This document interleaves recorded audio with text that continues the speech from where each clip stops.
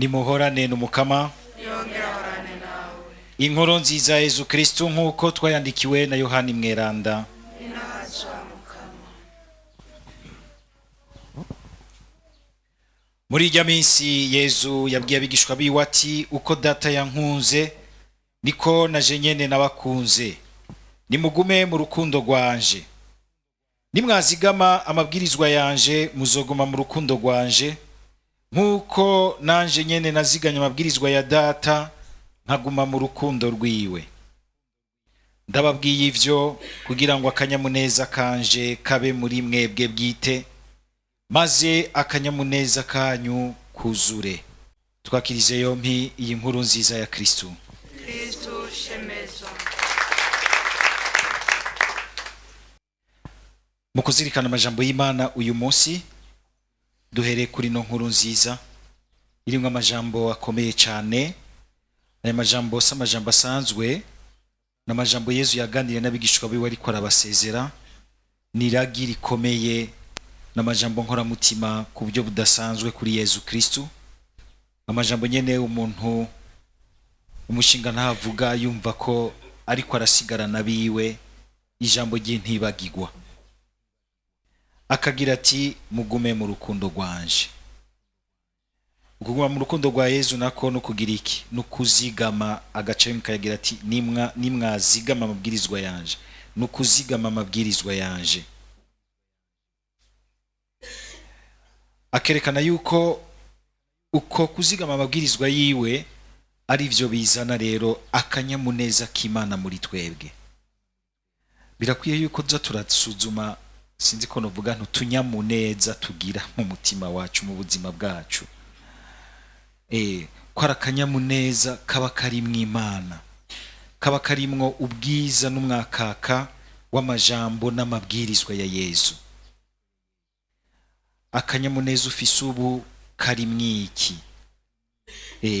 Kuko kumbure ushobora no gusanga hari ibyo twita akanyamuneza mugabo bikaba ari ibintu menga n'ibintu bidusoseye by'akanya gato, ariko birindiriye kudufata mu kanigo mu nyuma.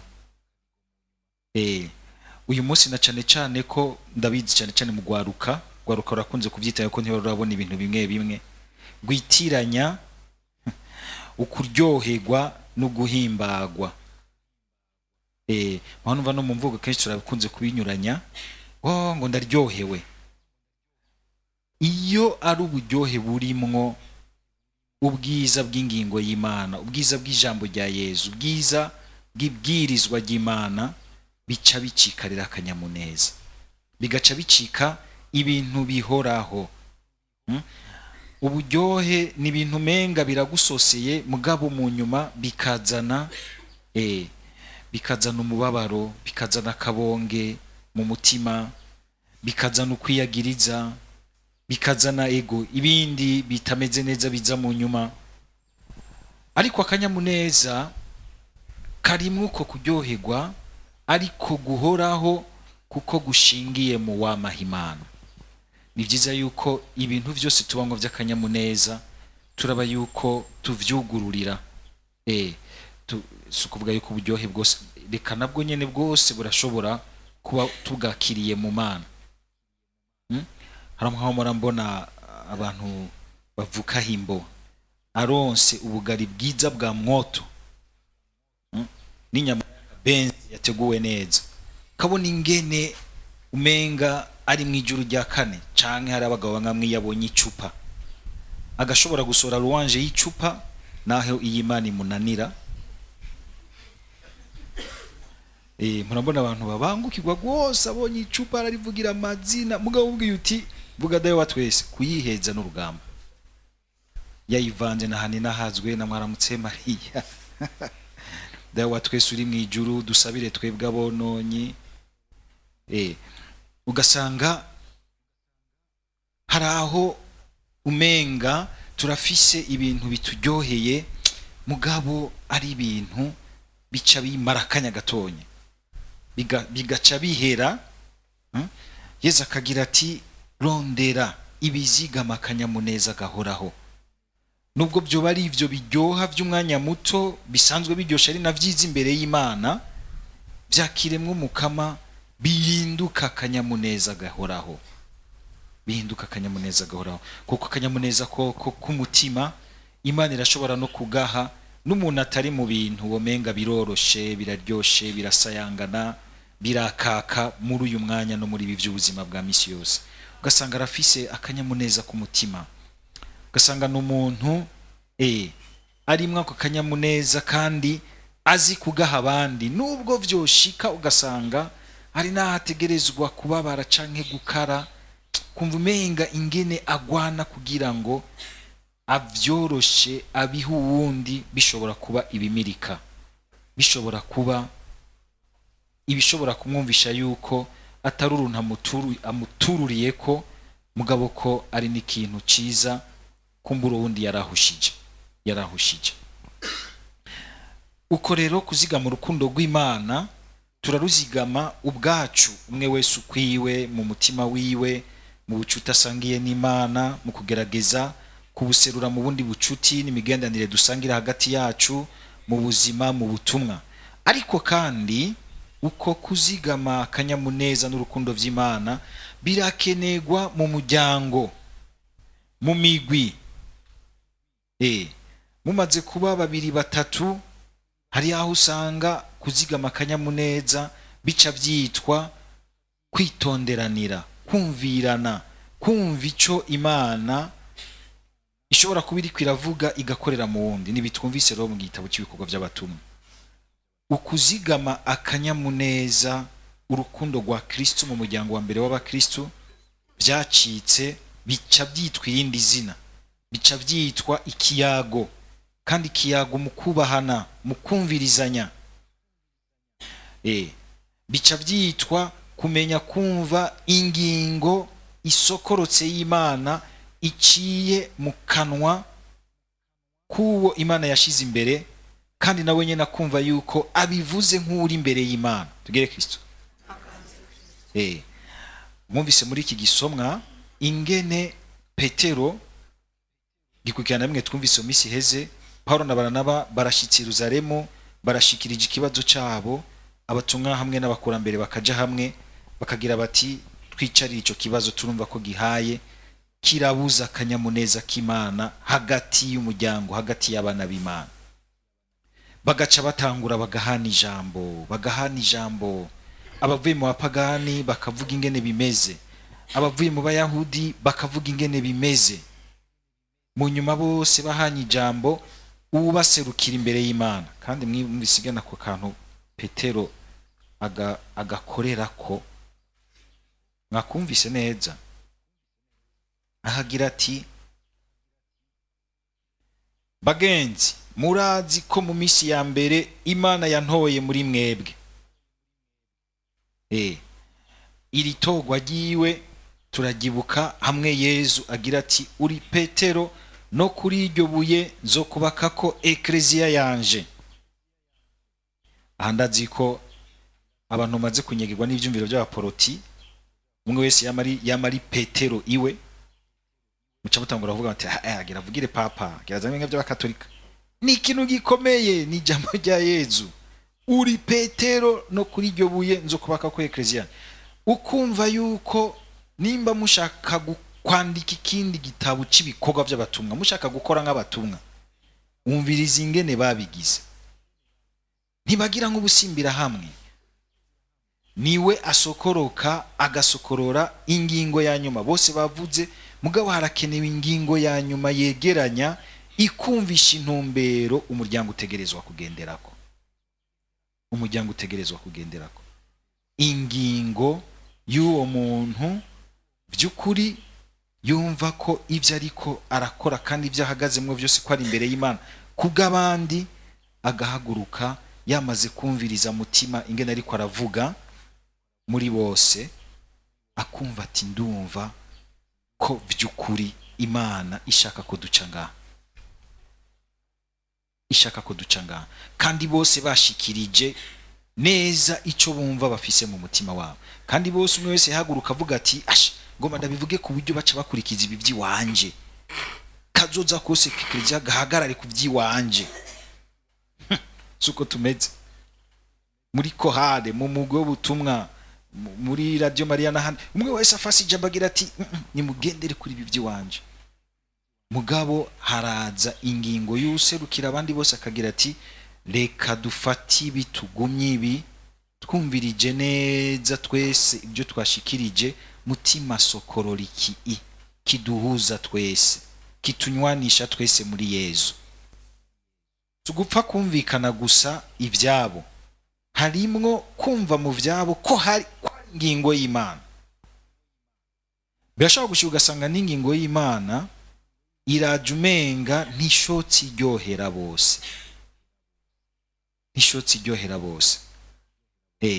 Ariko abantu bakagira bati kumenya gusobanura mu byo Yezu yadusize atwigishije ibintu by'intashinguka, by'intashinguka, kuko Yezu ntiyari umuntu asanzwe bavukanye, yari Imana kandi ngo yaje kubw'umukama.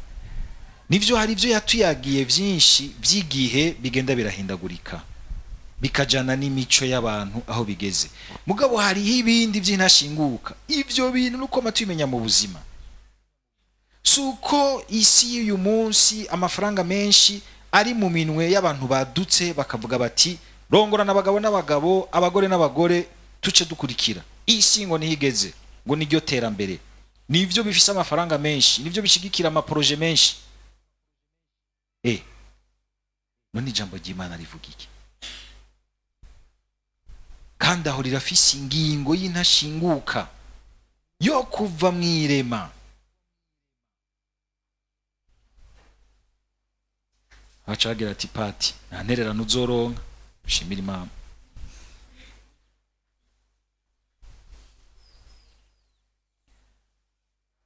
Tugire Kristo. Suko kumbure umuntu yoba afise nkako kagorane yuko umenga ingingi bije kumugwanya. Oya, ntibije kumugwanya. Hari ukungene uyu munsi abantu dushaka kwiyumviriza uko twiyumvise mw'ibintu, tugaca dushaka twibaza ko ariko Imana ivyiyumvamo. None yari kuza kwisi kubera iki? Kuko izi yuko hari ibintu abantu bashobora kwiyumvamo kutariko, bakeneye kumva ingingo y'Imana. Ingingo y'Imana iri ngaha. Ahandi Yezu ntiyari kuza bagira ati barafise ukungene bahora bavyumva ari benshi, iyo niyo ngingo y'Imana. Demokrasi.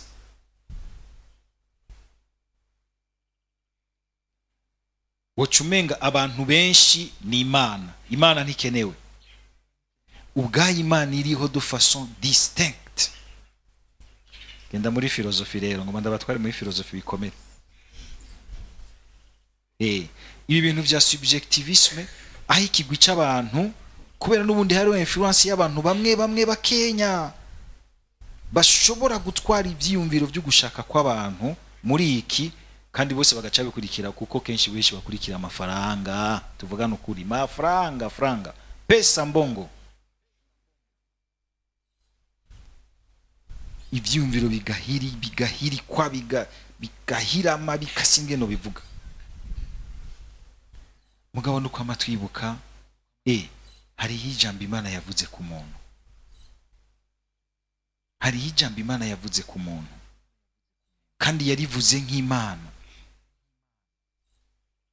Ahandi ho ntiyari kuza ngaha ku isi, yari kuvuga iti burya nimuza murumviriza abantu bafise influence y'amafaranga, duze mumenya ko ndi ku ruhande rwabo. Imana yobaye ifaranga.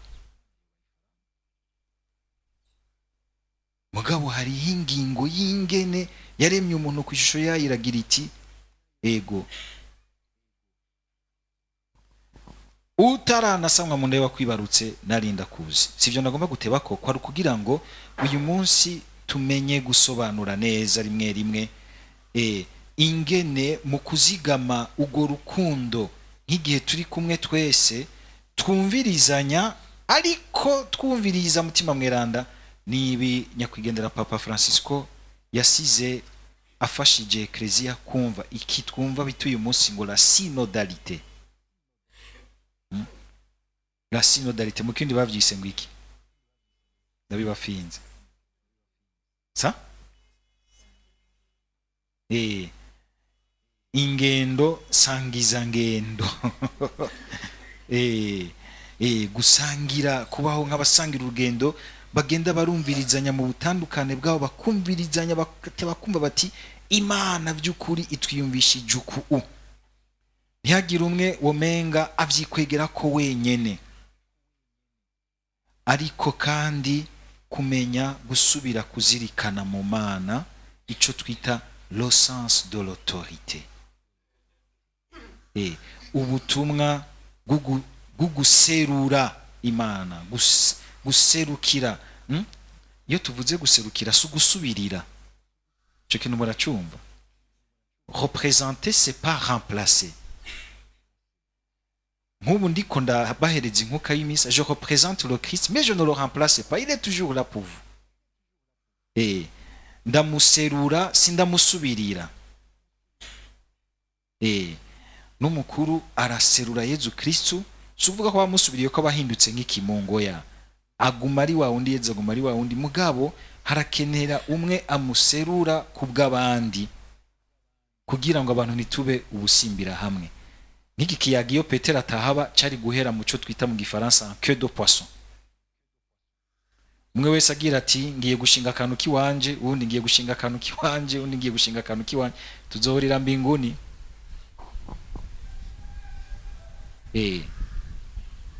Petero akagira ati rero ngo kuva mbere umukama yarantoye. Nico yamutoreye, siwe yavyihaye, suko kumbure byari yarabisumbije abandi, mugabo hariho umugambi w'Imana umuriko nawe nyene umusiga. Ngo mbwira abapagani ijambo ry'inkuru nziza, ariko avuga ca gihe Imana imurungika kwa Korneliyo. Imana ingene mu kumutora agitangura ubutumwa bwiwe Petero, Imana ikamwumvisha iti nubwo uri umuyahudi nagutoreye ubutumwa buzotegerezwa gusanganira guhobera n'abandi atari abayahudi. Kumbe bimwe Imana yereka Petero kuva mbere kwa Korneliyo, yari kwirategura iyi ngingo kugira ngo Paulo na Baranaba nibaza nivuye mu bapagani abe yaramaze gutegurwa n'Imana ingene yagize experience mu bapagani, akabona Imana ibahaye mutima mweranda nk'uko yamubahaye nabo, akumva ati twese nubwo Imana idutorera iki canke kiriya, ubutumwa bucanke buriya, uguserukira abandi ukuri canke kuriya, turangana imbere y'Imana. Imana iduha mutima umwe, naco gituma mu kubahana tukumvirizanya tugire Kristo, mu kubahana mu kumvirizanya, mugahana iteka, mugahana icubahiro, n'icubahiro buryo muba muhaye mutima mweranda, kuko mugira muti mutima mweranda uko angana sino mubuganiza muri jewe ngo akwibwe muri jewe jenyene.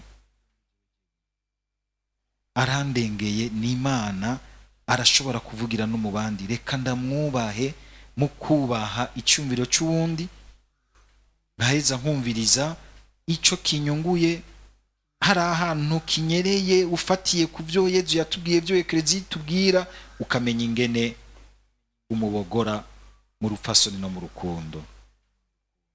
Dusaba Mukama rero kugira ngo ukuzigama urukundo hagati yacu, twebwe tubandanya dusangira ijambo ryiwe n'igikorwa ciwe, bituvyaremwo umutima sangira ngendo, umutima wo kumenya kumviriza mutima hagati yacu, kuja mu kiyago c'abarondera kumva Imana, kumviriza Imana hamwe, ntibarondere kuganzanya bukwi na bukwi ngo iki wanje kiganze kiba arico gitwara. Oya, ngigo ndumva agenda vyumvuka umugabo, reka ndagitware mu bindi, tuje kumviriza hamwe Imana.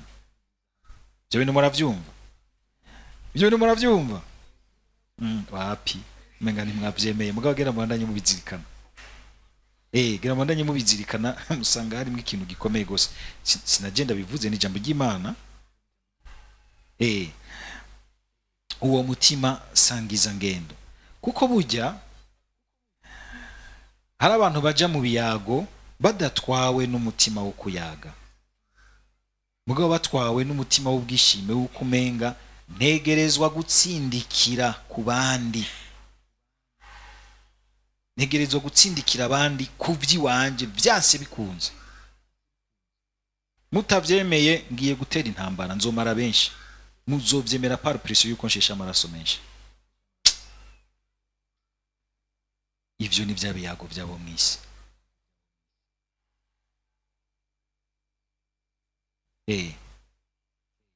Kandi ni kubera iki abantu tworinda kumvishanya ari uko tubanje kumarana usesa amaraso? Ukagomba kumva nk'impene ngo yama yumva ngo barinze kotsa ugutwi kwayo, udashobora kumviriza mu buryo busanzwe bw'ubuzima bwa misi yose ahari urukundo rutwegeranya twese. Nkumva nti no muci wanje sanze atawe kigirira neza ari jewe jenyene ndagiheba. Tuzovye ingene Paulo azoyibandanya akagira ati kurya inyama ntivyari bibi, mbere biraryoshe ku mubohoho n'ikindi kintu, ariko naho ndi umubongo ndakanyama nzi ko fise uwundi mugenzanje bitarengana umenga aratsita yaracumuye ku Mana, nzobiheba ngibiharage birimwo proteine kugira ngo nzigame umutima wa mwene wacu. Nta muciye mwumva rero harasohotse ingingo y'umuryango, mugabo iyo ngingo bagire batangure rero kuyadapta, kuyerekeza ku miryango, ku butandukane bw'umuryango. Yakobo kuko yari umwepiskopi arongoye ekleziya y'i Yerusalemu igwiriyemwo abayahudi, acagira ati iyo ngingo niyo, ariko kugira ngo vyorohe ko yinjira iwacu dushobore gusangira n'abapagani, hariho ibintu abayahudi nabo bakuriyemwo imyaka n'imyaka bamari ko ari basomera bibagize. None rero kugira ngo bibanguke abapagani, niko abayahudi bazotegerezwa guheba ibi, ivyo bintu vyugomba gutsindikira abapagani ngo bigenyereshe, niko abayahudi niba bivemwo. Ariko abapagani nabo tubasabe akantu kukwirengera kugira ngo bashobore kwegera basangire n'abayahudi. Ati nibareke kurya ivyahereje ibigereranyo, bareke kurya inyama zaniguwe, mugabo ico gihe urumva ni gihe baba bari kumwe nabo bayahudi, kandi bakumva bati mu kubigira gutyo niho dukoreye Imana, niho koko vy'ukuri dukunze Imana, kuko duhaye uwundi ikibanza hafi yacu mu kumenya kwirengera. Urukundo kandi rugaca kwitwa kwirengera, nkahebera abandi ivyo nzi yuko ndabibahebeye ntaco bingira atari uko binyungukira umuvukanyi yiyumva hafi yanje. Dusaba Mukama kugira ngo adushiremwo uwo mutima, kandi igihe uriko urabizirikana gutyo urimwo mutima mweranda. Hari abantu bashaka kubona mutima mweranda mu bintu gusa vya haleluya amen, amavuta iki na maoki na maoliva na ibintu by'ibitangaza, mugabo ntitumwumve muri uko kuntu tumenya kugira urukundo rwirengera kugira ngo uwundi aronke ikibanza hafi yacu. Mutima ngaha bari hari, nitumenye kumwumva igihe turiko turayaga, duhanahana ijambo, twubahana, turondera inzira y'Imana. Aho umutima ni habari. No muri ivyo nivyo mu vy'ingabirano z'umutima n'impemu kujya tubivuga ni hari, ariko ntiyugaraniwe ngaho. Ariho mbere gusumvya ku bantu bazi kumva urukundo ingene ruca gwitwa igihe ruhuje abantu badasangiye imico. Ingene ruca gwitwa, ruca rutegerezwa kwitwa kwihangana, kwirengera, guhebera uwundi, uwundi nawe akampebera, tugahura. Nibijya nyene biba hagati y'umugabo n'umugore bubakanye, baje bava mu mico itandukanye, mugabo bategerezwa kugira umwe. Muze murabe iyo bibananiye umwe akagomba gutsindikira uwundi, kuganzira uwundi kuvyiwe, bafatwa n'abaganza urugo rugasanzana. Mugabo iyo bamenye kumvirizanya mu rukundo, bakaza bararengera baheberanira, umwe wese acisha imbere mugenzi we, arondera ikineza n'igiteka mugenzi we, ugasanga urugo ruraryoshe. Mutima ngaho ni habari. Umukama adufashe kuba abantu bazi kuzana mu bandi ikiyago kimanukana mutima mweranda, akabandanya yubaka ibikomeye hagati yacu, akabandanya yubaka ubwami bw'Imana iwacu. Amen.